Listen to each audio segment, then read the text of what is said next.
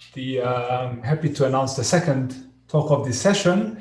The speaker is Takeshi Matsumoto from Kyoto University, and he will speak on how to construct numerically dissipative weak solutions to the Euler equations. Please, Takeshi. Thank you.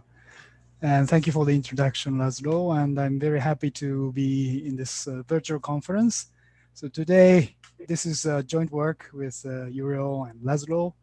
We've been working on this maybe 3 years or slightly more than 3 years. So anyways, I'd like to share our struggle to construct the dissipative Euler weak solution numerically. So let me start with the basics.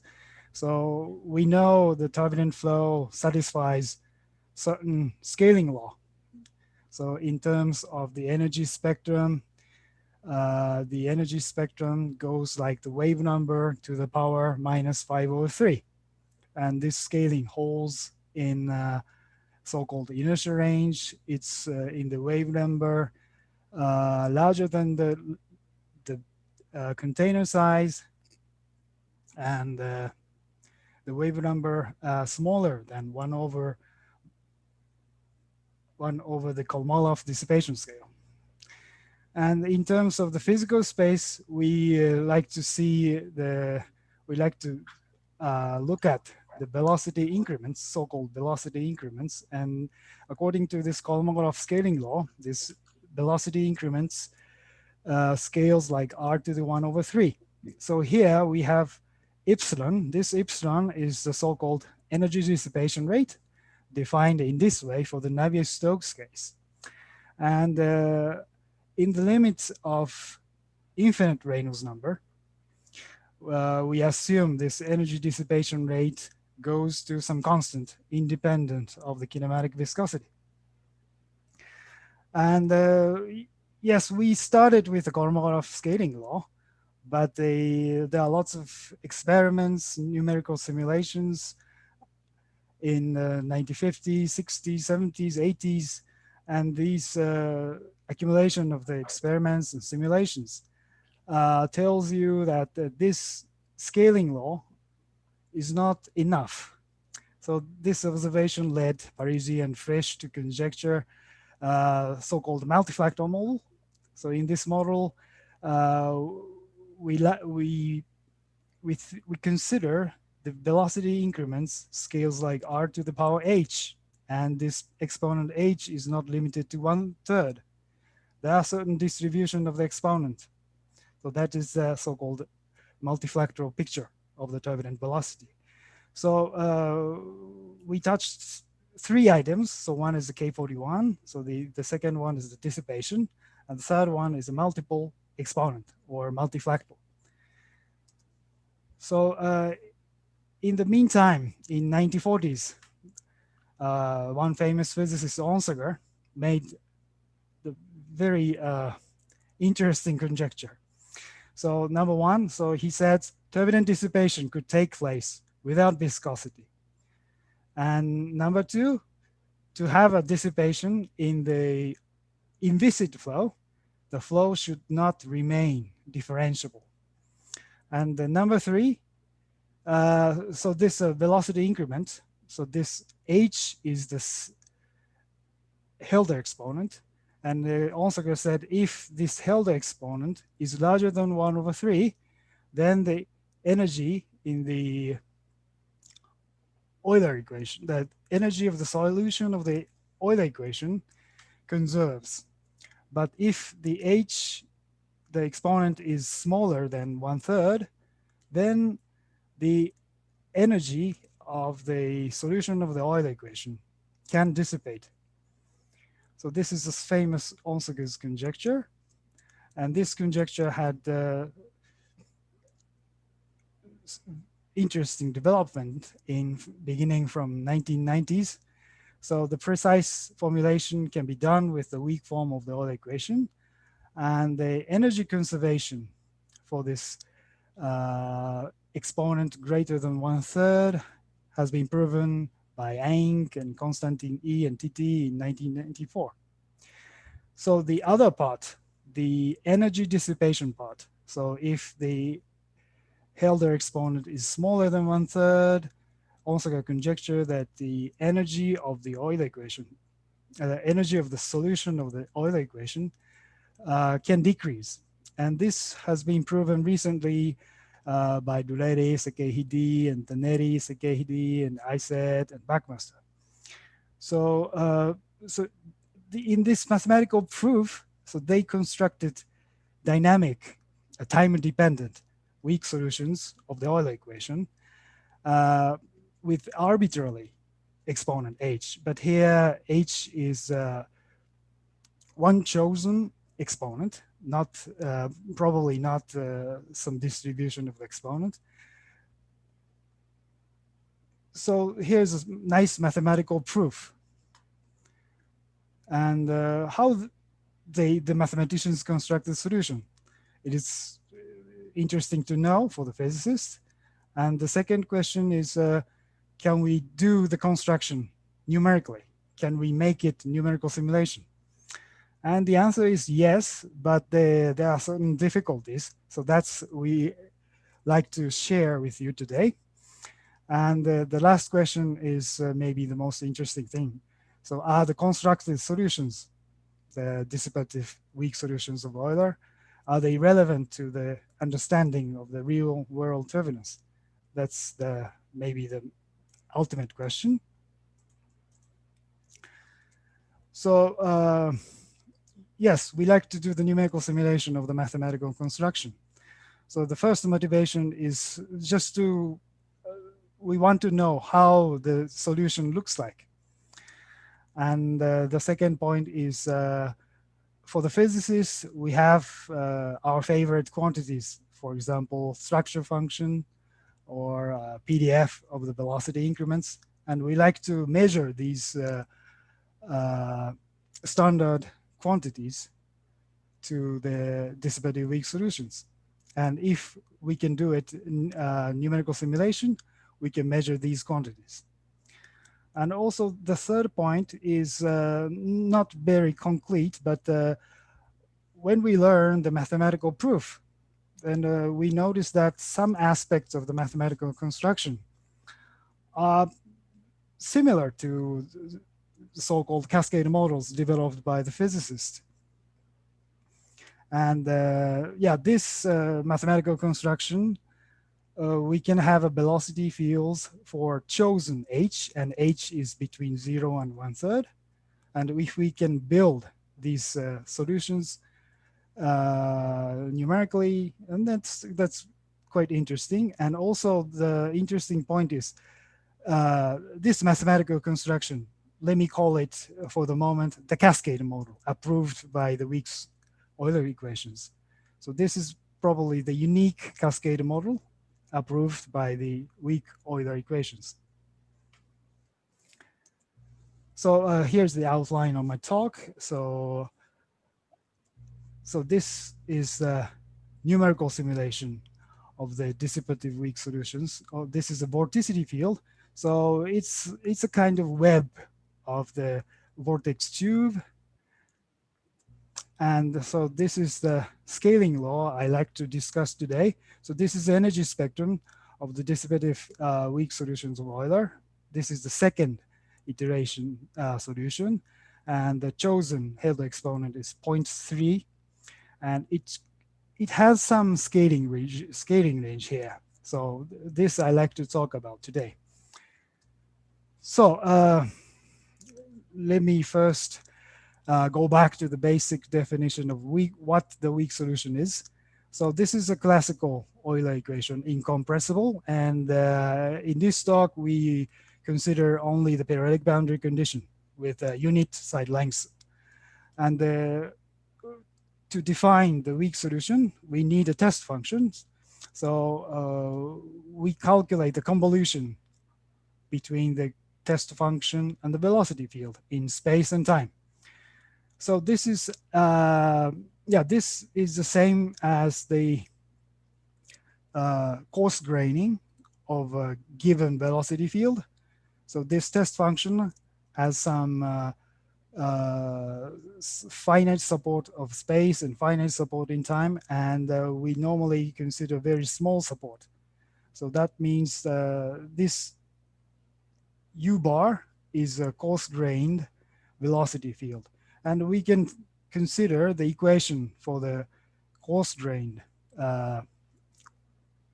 velocity field. And this is a weak form of the weak solution. So today we will concentrate on this paper by Buckmaster, Dolede, Sekehide, and Bicol, recently published. So in their construction, they constructed time-dependent weak solution, and the space is in periodic cube, and time is from 0 to capital T. And this capital T is some large time. And in this construction, we can have two inputs. The number one, we can prescribe the energy function from 0 to time capital T. Yeah, we can prescribe this. And the number two is exponent h. The exponent h is the Helder exponent for the velocity increments. And this h should be between 0 and 1/3. And they constructed the weak solution in an iterative manner. So they started with the initial guess in X, and this initial guess should be given from 0 to capital T. So from this U0, we construct U1 and U2 and UN, and if we can continue this indefinitely, then we can eventually reach some limit, and this limit corresponds to the weak solution of the Euler equation. And this iterative scheme, this UN, the nth iteration velocity, has some characteristic wave number. So let me explain it visually. So this is the initial guess of the solution. So it's very, very much coarse-grained. So this size of the rectangle is a lambda 0. So typical length scale. Sorry, the typical wave number. So the length scale is 1/λ1, lambda 0, I'm sorry. So from U0, you construct U1 by adding some details. So from U1, you go to U2, you add some further details. That details should be consistent in some way with the weak form of the Euler equation. So from U2, you go to U3. So from U3 to U4, you add further details. And how to add these details, there are lots of freedom. So how we add these details is is not unique, and I think it's a quite difficult task. So if you reach U infinity, then you have some nice solution. So the construction is space-time. So in terms of the energy, this is the time. So you start with some initial guess, U0. So U0 exists from 0 to capital T, and you add some small scale flow, and then you can have U1. So the energy of U1 is something like this. And if you continue this, then you will reach the prescribed energy. And if this prescribed energy has some decreasing part, that corresponds to the energy dissipation. So that means you constructed the dissipative weak solution of Euler. So from now, I like to explain their method heuristically in supposedly a physicist language. So let me remind you of the classical Euler equation. So in a periodic cube, so it's an Euler equation in incompressible condition. So suppose we have nth iteration solution. So we like to construct UN+1 from UN. So this UN and the pressure Pn exists from 0 to capital T. So since this UN and Pn are not solution of the Euler equation. If we put this un and Pn in the left-hand side of the Euler equation, the right-hand side is not zero. So we have an error. So let me write this error to En. So En can be written in terms of the positive definite symmetric 3×3 tensor. So the idea is, so we have un and Pn. So the idea is to add small scale activity or small scale perturbation, Wn and Qn for pressure.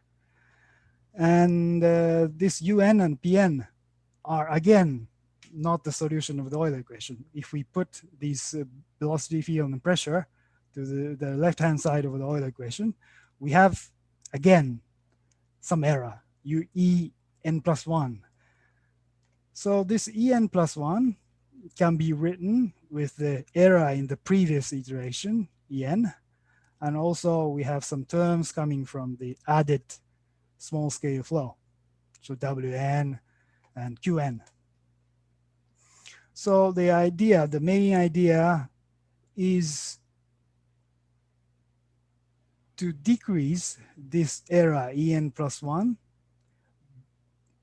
by adding this perturbation. So we have En, so we like to decrease En by this part. So let me call this idea to cancellation of the error. So we add this Wn to cancel En. So that's the main idea.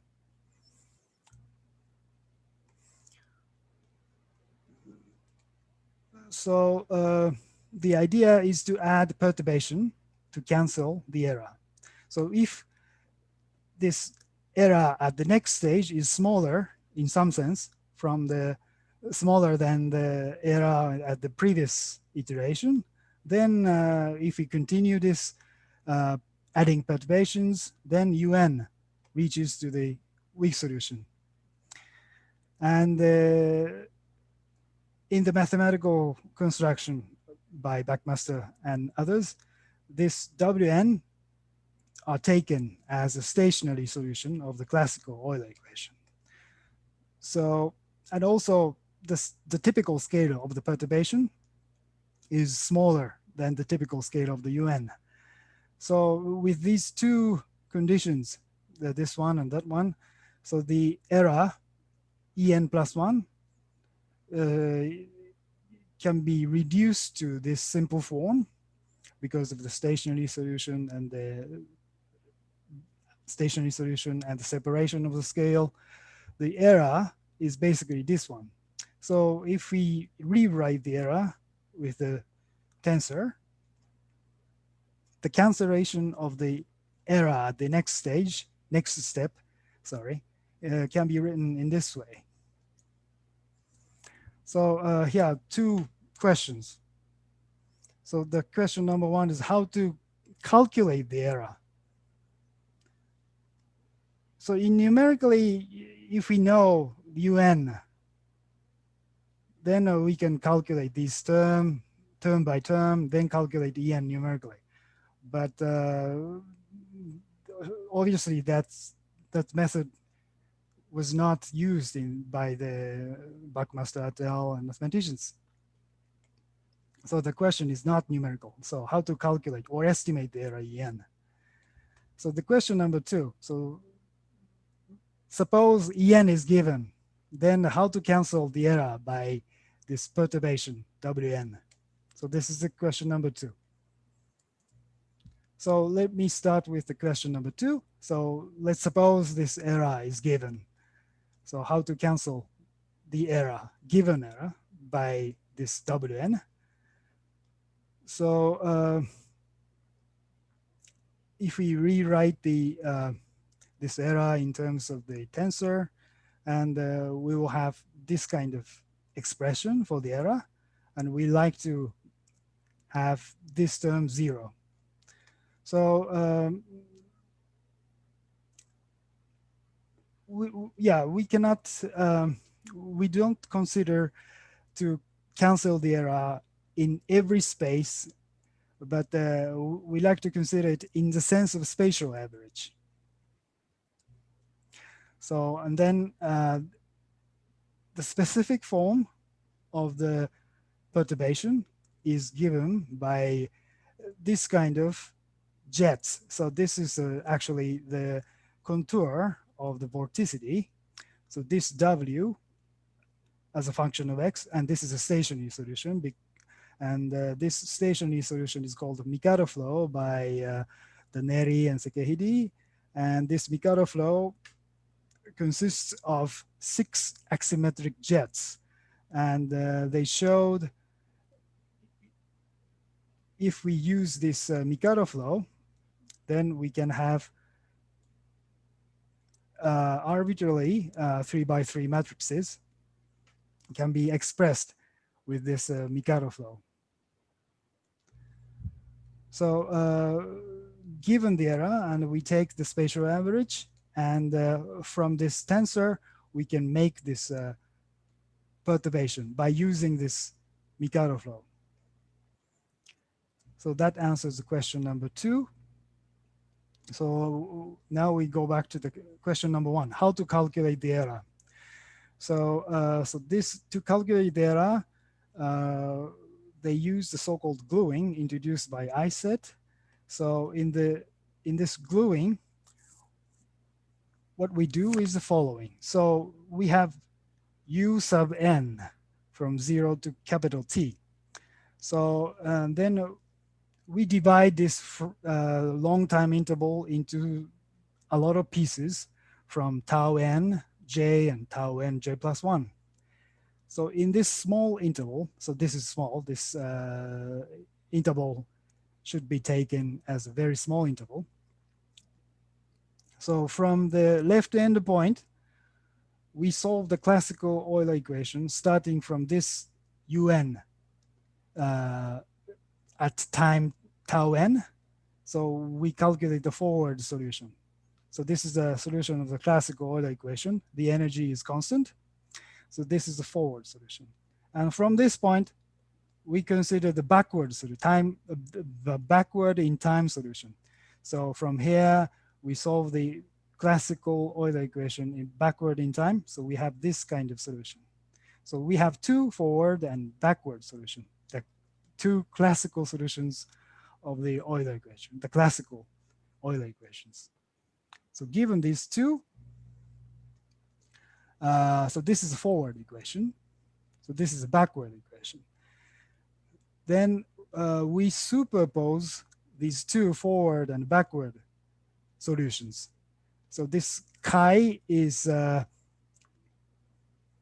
some superposition factor, which, so this chi is a function from 0 to 1, and this u tilde n is a superposed solution or glued solution. Why we consider this glued solution? That is because this UF and UB are the classical solutions of Euler. So if we put this glued solution to the Euler equation, we can write the error explicitly with the UF and UB in this way. So the error in terms of the tensor can be expressed in this way. So this is a concrete expression for the error. So that answers the question number 1.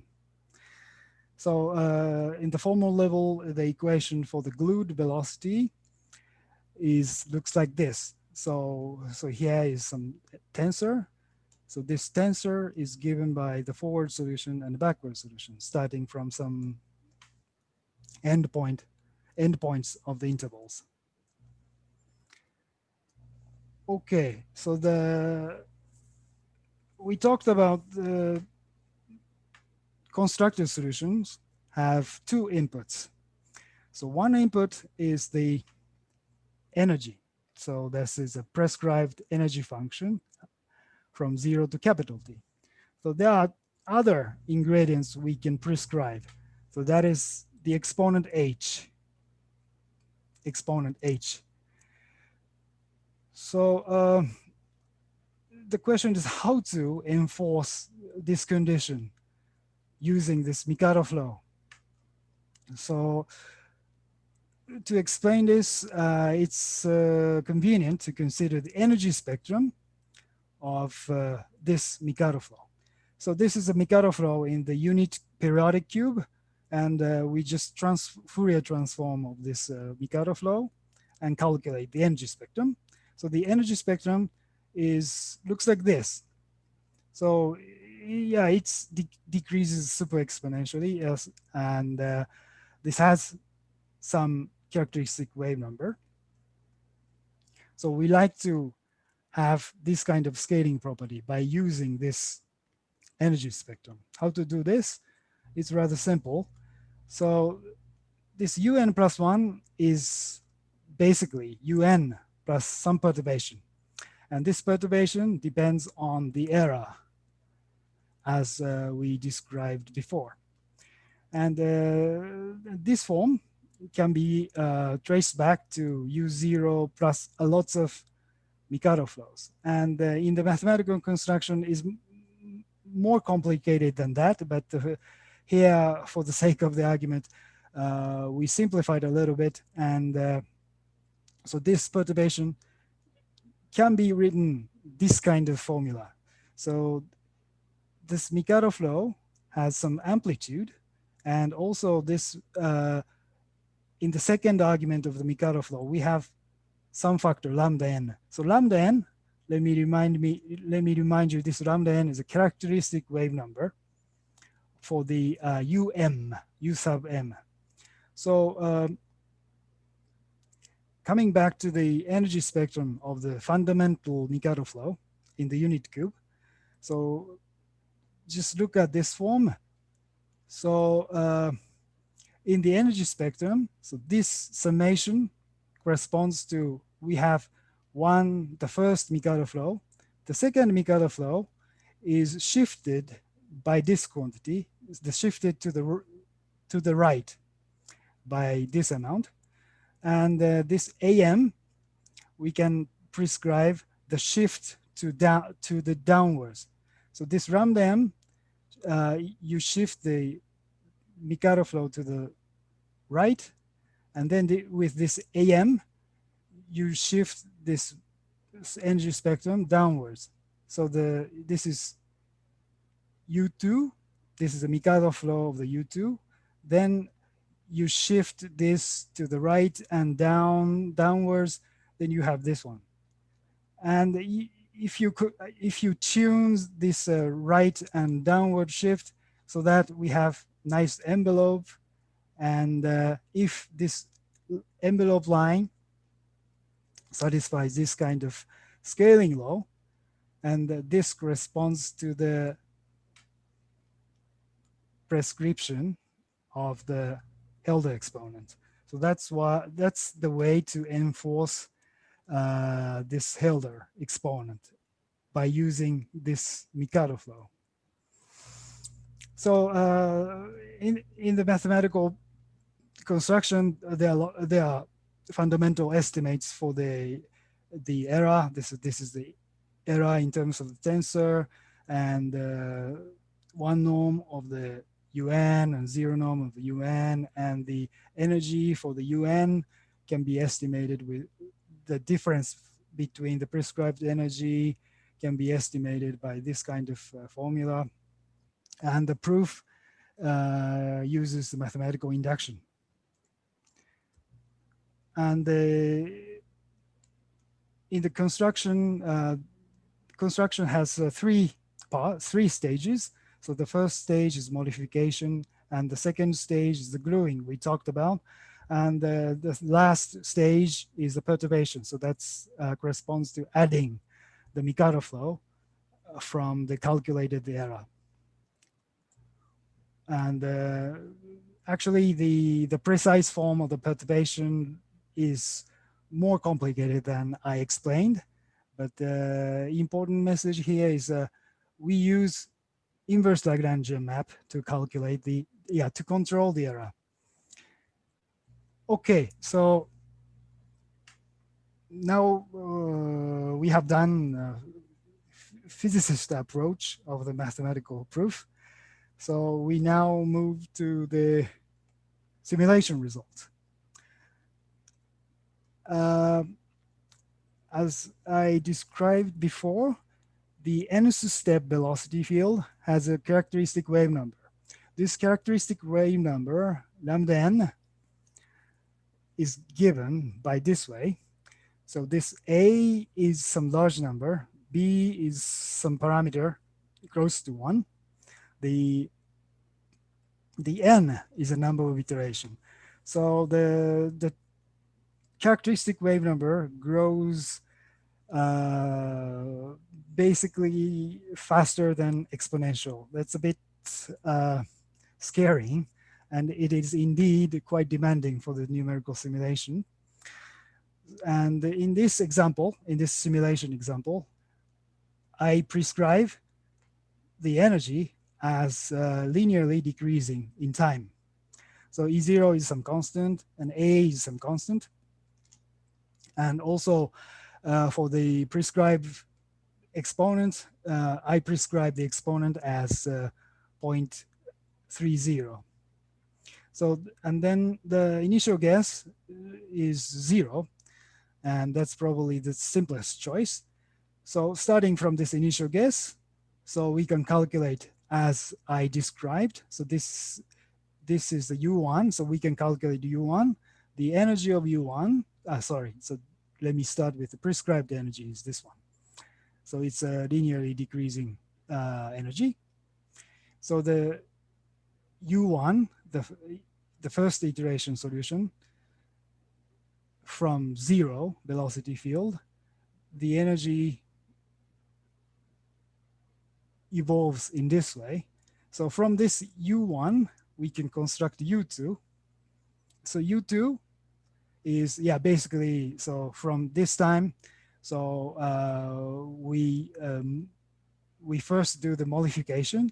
So it's a low pass filter, so the energy is decreased, and we calculate backwards Euler solution, and also from here we calculate the forward solution.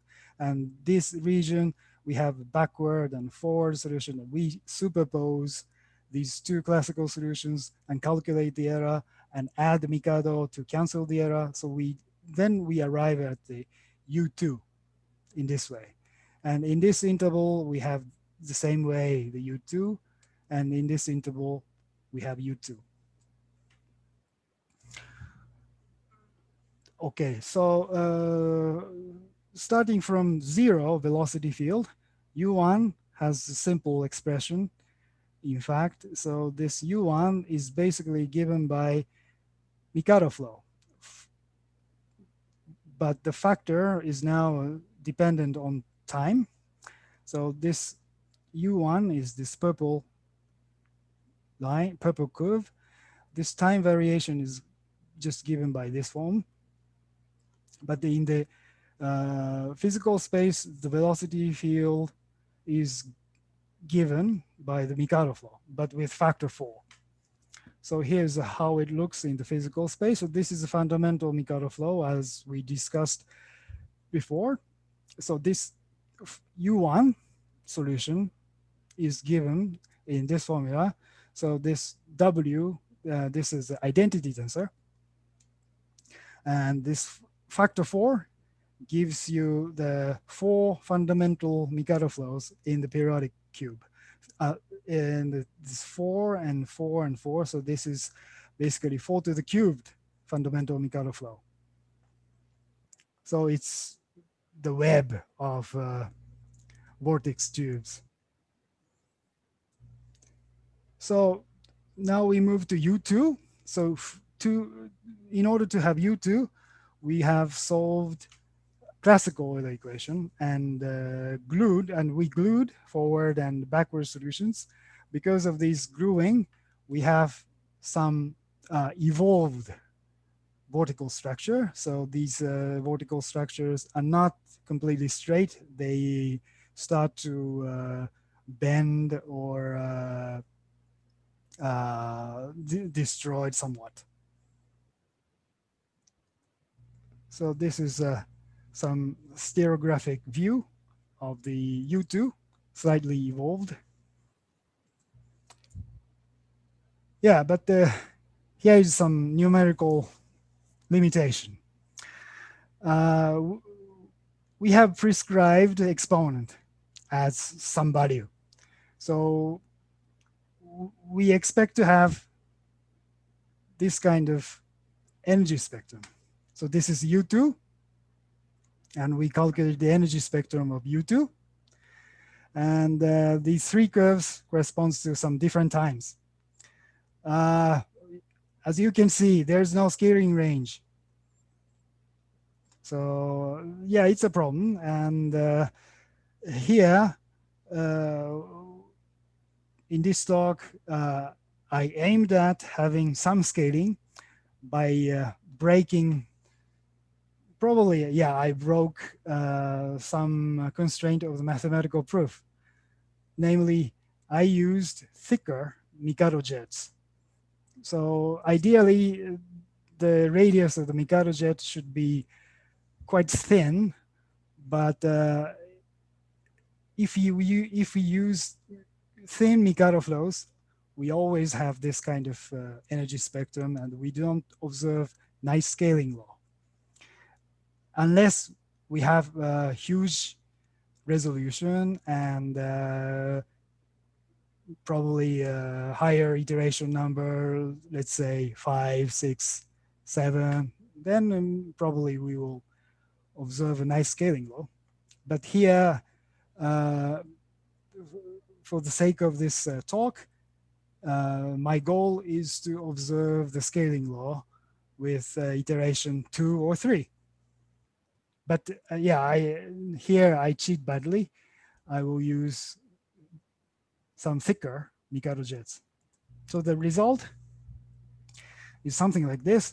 So this is a result, the simulation result of thicker Mikado flows.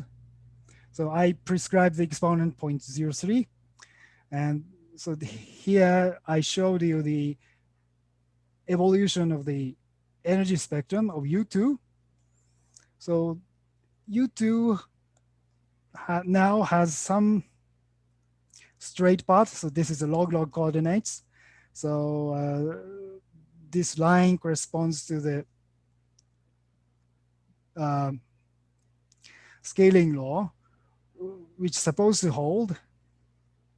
And yeah, the time evolution energy spectrum is somewhat parallel to this theoretical result. But I have used a dirty trick to obtain this kind of scaling. So it's not completely clean result. But in this way, we may have a scaling property with a rather limited number of iteration. So, but yeah, there are some price to pay. So here, I showed you the spectrum up to wave number 1000, but actually it continues and it grows. So this part is caused by, basically caused by the thickness of the Mikado flows. So this part is should not be here. So if I use, yeah, if I use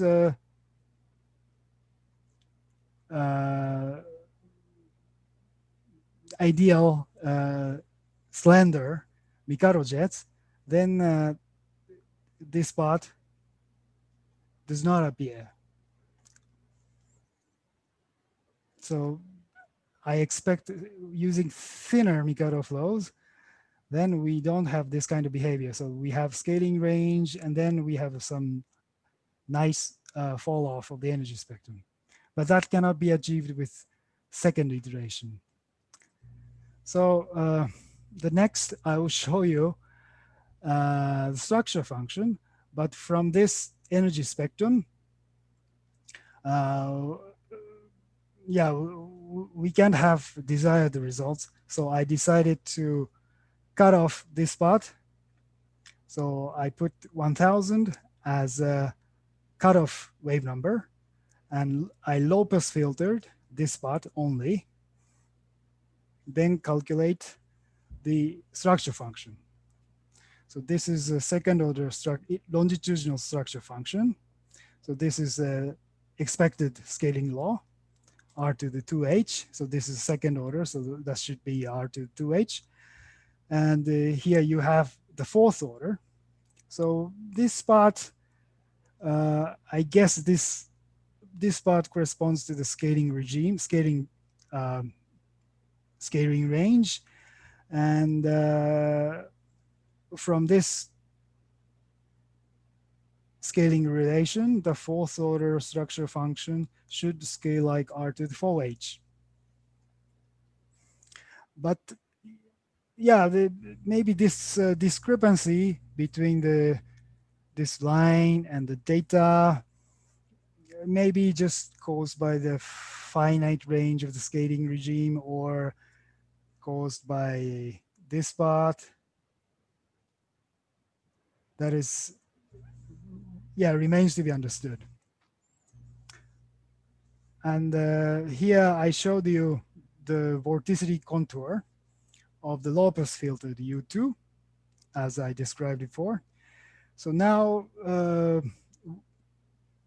we can see some reminiscent of the Mikado flow, but they are more, how to say, it's clumpy and not really straight. But that is just caused by the low pass filtered, or using the thicker Mikado flow.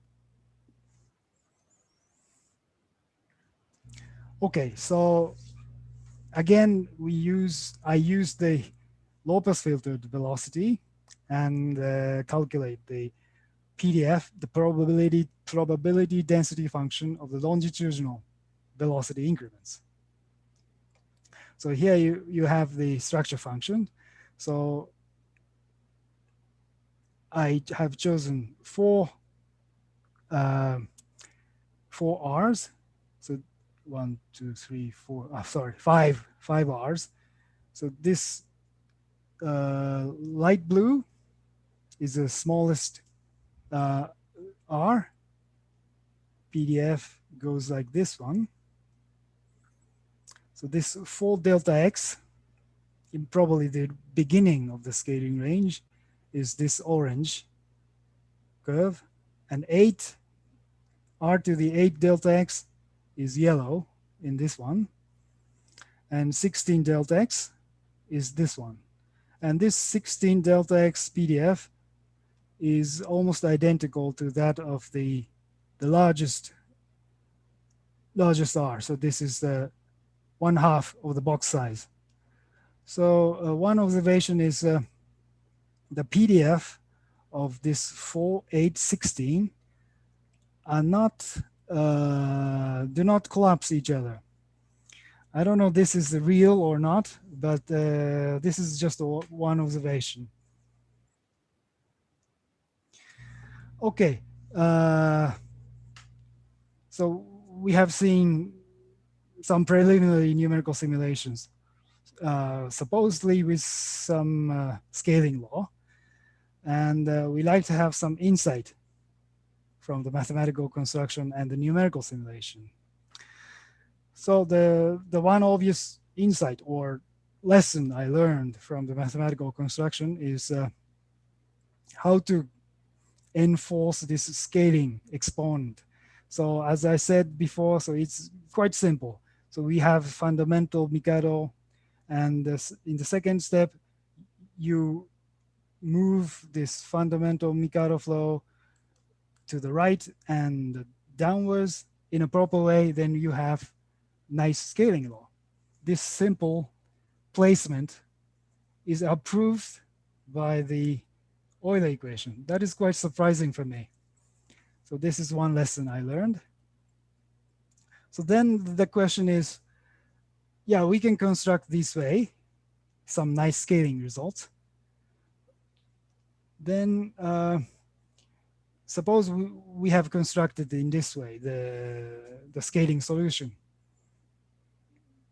So is the constructed solution multifractal or not? So that's we like to investigate numerically, but here I have cheated badly. So some results tells some consistency with the multifractal, but I'm not sure this is real or not at this stage. Okay, so in the Fourier space, I explained how to enforce this scaling exponent. So in the physical space, that corresponds to tiling of this fundamental structure. In this way, this tiling of 4 fundamental Mikado and 4 fundamental Mikado and 4 fundamental Mikado. So in total, we have 4 cubed tiling of the fundamental Mikados. And if we can introduce some factors for each subcubes, for example, then that is quite similar to the cascade models of turbulent flow. Okay, so this is a summary and outlook. And I like to stress here, so I cheated badly. So in other words, that may correspond to some optimization to obtain scaling law by tuning the thickness of the Mikado flow. To obtain the scaling law with a small number of iterations. That's what I have done in this talk. Okay, so I stop here. Thank you so much, and I'm ready for answering questions. Thank you very much for this very nice talk. I must say, I think it's quite rare that you have a physicist viewpoint explanation of a mathematical proof. Usually yeah, but as you said, the construction is quite algorithmic, and Lazaro once told me that can be done numerically and so on. So that's the starting point of our work. Okay, so there is already one question in the chat. Maybe we can start with this one. Okay, so the first question is, Professor Burma. Yeah, intuitively, Euler equations should have zero dissipation. Does the dissipation presented by you correspond to energy transfer to unfiltered scales? Yes, the answer is yes. The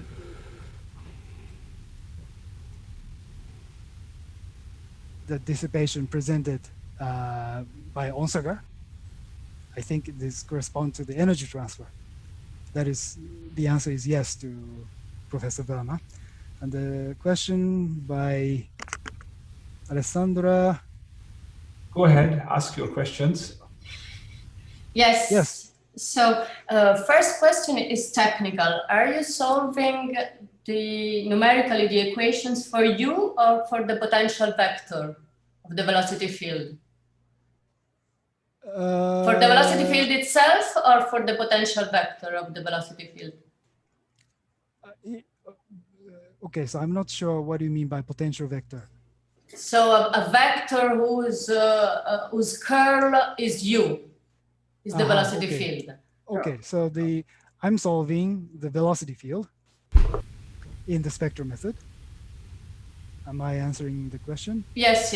Okay. Second question is that enforcing the older exponent by the spectrum, since in the spectrum the phases are cancelled, then it's difficult to how can I say, your enforcing condition doesn't tell you anything about multifractality or intermittency, in the sense that in the spectrum any information about multifractality is cancelled out. So is there another way to enforce the older exponent without using the energy spectrum? Or is this the only way you can enforce H equal something? Okay, I think I understand your question.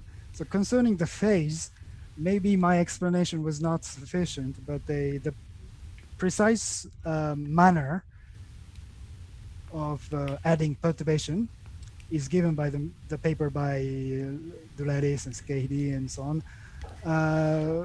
They don't consider the way I described. They have given more precise way to trace the perturbations, and that includes the prescription of the phases. And regarding the multifractality, yeah, for me it's not clear. It is single fractal or multifractal or not from this from their construction. Okay. Yeah. Yeah, I have a last question, maybe stupid. So can we measure the fractal dimension of the Mikado flow? And which is it?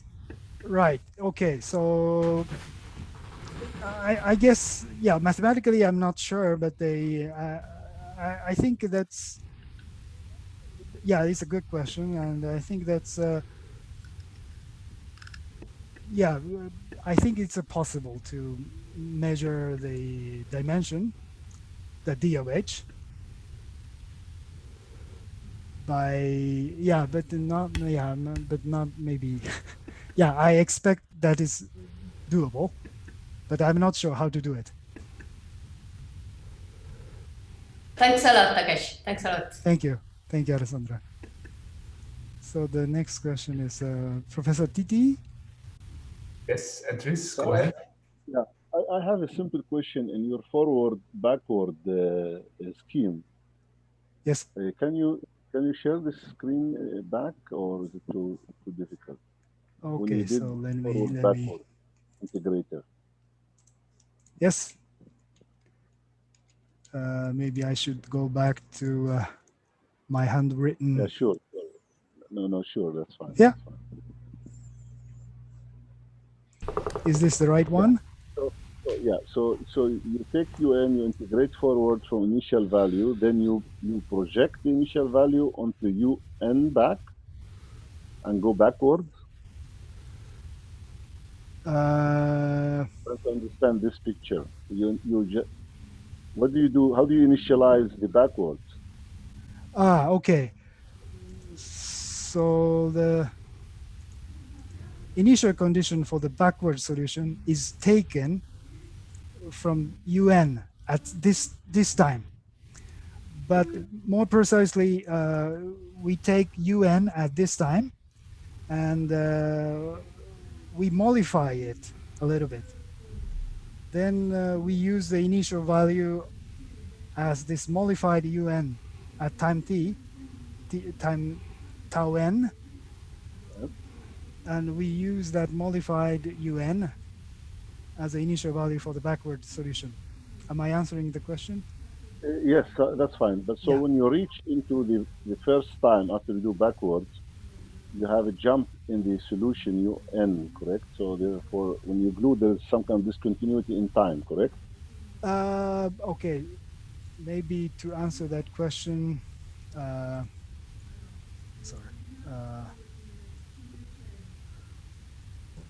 we may, yeah, I didn't describe the property of this, sorry, something is wrong.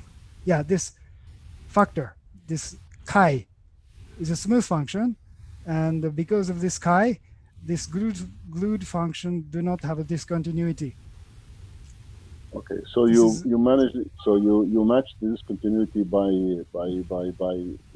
this factor. Yes. Okay. Yes. So therefore, your solution is in some sense does not have jumps in time. Right. Correct. Okay. Yes. Thanks. That's basically what I was saying. Thank you very much. Beautiful talk, by the way. Thank you. I had just okay. No, beautiful. Very, very nice. I have one comment. Yes. I would like to give to Professor Ian to introduce this Onsager conjecture in his very first paper. Mm-hmm. And in his first work, actually, he proved the positive side of the Onsager conjecture, but for exponent bigger than 1/2, not 1/3. And that's when we notice his work. We made some adjustment by the modifier, and then look to the what's equivalent of the Reynolds stresses, and look some commutator estimates. That's how we got to the 1/3. But his first work was for 1/2. However, he was the person who introduced this program or this problem to the mathematical community. Thanks to him. Okay, thank you so much. Thank you. Thank you, Idris. So I think the next question is from Vincent Böning in the chat. Do you see, Takeshi? Just a moment. Okay, now I see. In several languages, it was great. Yeah, my question is a bit similar to Rama. If the equations are coarse-grained, does the solution look like as if effectively have the dissipative term? How does the energy flux look like in the spectral space? Yes. Okay, I think I understand the question. So does the solution look like as if one effectively have a dissipative term? Yeah, I like to answer yes, but they specifically, I don't know the precise meaning of the solution look like as if one effectively had a dissipative term. But one thing I can say is that the UN, the solution UN, has exponential fall off in the energy spectrum. In that sense, the solution looks like effective dissipation. So the second question, how does the energy flux look like in spectral space? Yeah, that's a good question, but usually the energy flux is defined from the equation. So in this construction, the UN satisfies the so-called Euler-Reynolds system. Define the energy flux out of the Euler-Reynolds system. The mathematical expression for the energy flux may be rather complicated. Yeah, if we can just apply the standard energy flux defined from the classical Navier-Stokes equation, then we can calculate it, but I didn't do it. Can we go to the next question from Sai Sweta? Okay, how are thicker Mikado flows different than slender ones in the energy spectrum?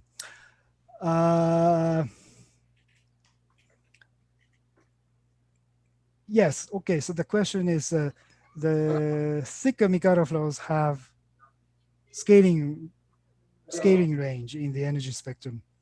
But in the slender ones, with a small number of iteration, like U2 or U3, we cannot have a nice scaling range for the slender Mikado flows. But with the slender Mikado flows, in order to have a scaling range, we need to go to the iteration number larger than 2 or 3, perhaps maybe 5 or 6. And that means we need a resolution 1000, 2000, 4000. Okay, so the next question, can you explain once again, how does multiscaling relate to intermittency? Okay, so how does, okay, so by intermittency, yeah, maybe hyperflatness, right, okay.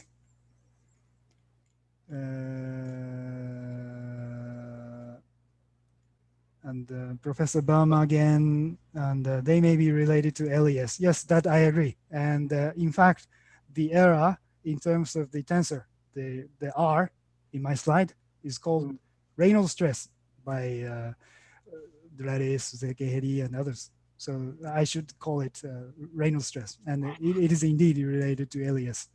So Takeshi, can I make a comment on your beautiful talk? Yes. On this? So I think what you said, the dissipation is basically the energy sucked by the unresolved scales.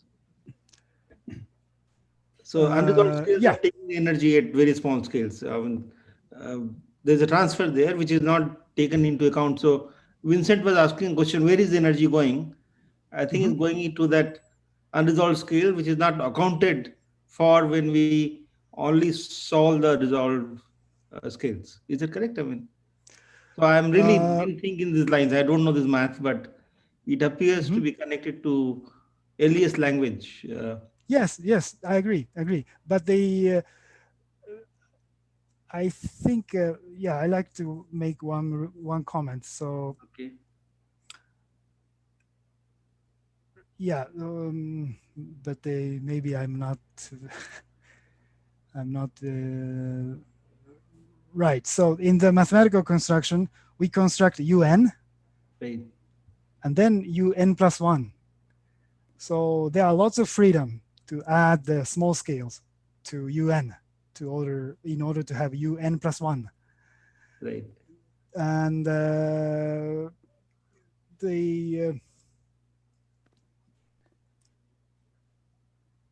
yes, okay. So I try to describe something that I'm not sure. Maybe I myself do not understand quite well.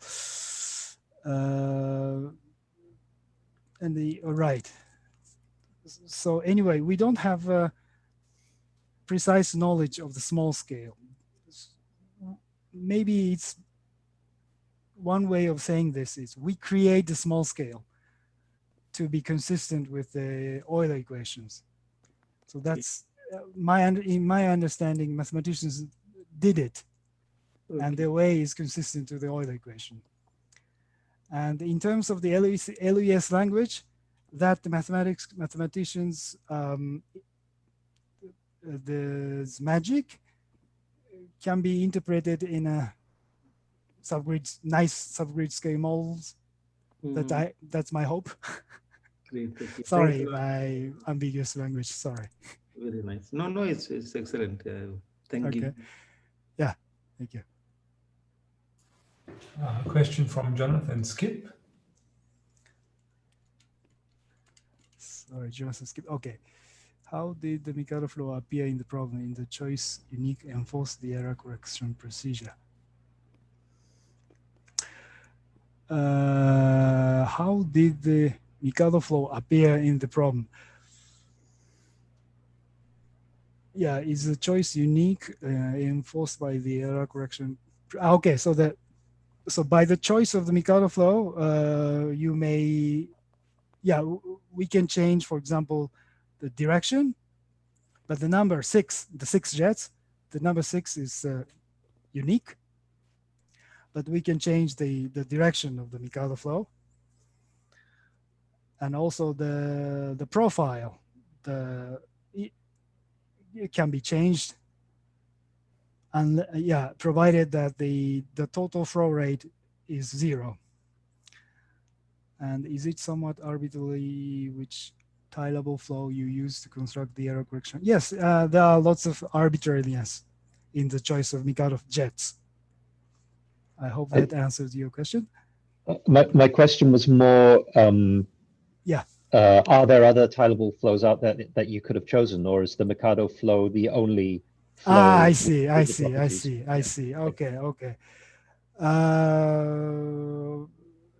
I think it's maybe better to ask Sara Daneri or Laszlo about this question. I mean, I can say that it's yes, it's. I mean, it's the simplest flow you can imagine, where you have some choices to control the average stress, and it's the average stress term, which in your slide was when you write the error E as divergence of R. It's this R, and we have to reproduce that stress. So in that sense, it's also related to the comment of Mahendra Verma that it's like LES. The Mikado flows a kind of ansatz for writing down a possible microscale flow that gives you the same macroscopic flow. But it's not unique. It's just a choice. Okay, thank you very much. Okay, there was a question by Sanjay. Sanjay. Okay, the energy spectrum Mikado flow looks similar to the energy spectrum in active turbulence seen in dense bacterial suspensions. Can you comment on this? Yeah, okay, so the active turbulence, yeah, the variation of the energy spectrum is quite, yeah, it's lots of varieties, but yeah, the Mikado flow in the real space is 6 jets and it's rather simple structure. But I'm not sure such structure exists in active turbulence or in actively, in now hot subject like active pneumatic flow. Is there any similar thing to Mikado flow? I don't know. I just don't know.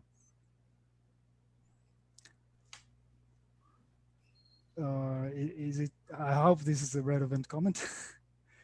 Okay, for the Shamri-D, did you try ESS? No, I didn't. Odd order structure function, third order. Yeah. Unfortunately, the third order structure function becomes positive.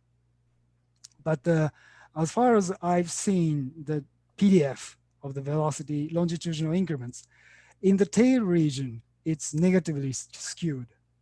And there are some hope to have negative third order structure functions.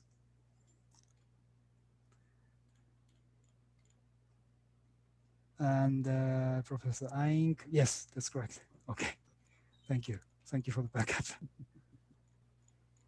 Yes, that was a nice comment from Greg. Yes, exactly. Yes, yes. So as far as I can tell, this is Claude is raising his hand. So yes, please. Do you want to ask a question? Yeah, a comment about the last question, about the 1/3. Yes. Now the story is that in your family, the family Laszlo, Camillo, and all the others, they have produced a lot of other physical examples, especially the compressible fluid, where you can prove the existence of wild solution. Mm-hmm. On the other hand, it's also possible to prove, a thing that we notice, that anything which is more regular than 1/3 conserve the energy. And there are many cases where you can have a sufficient less regularity than 1/3, still have conservation of energy. Now, about the incompressible Euler equation, as far as I see it, it's the only case where you have a real threshold, in the sense that everything more regular than 1/3 do conserve the energy, and there exist solutions almost as regular as 1/3 that dissipate the energy. Am I correct or not? Maybe I should ask Laszlo.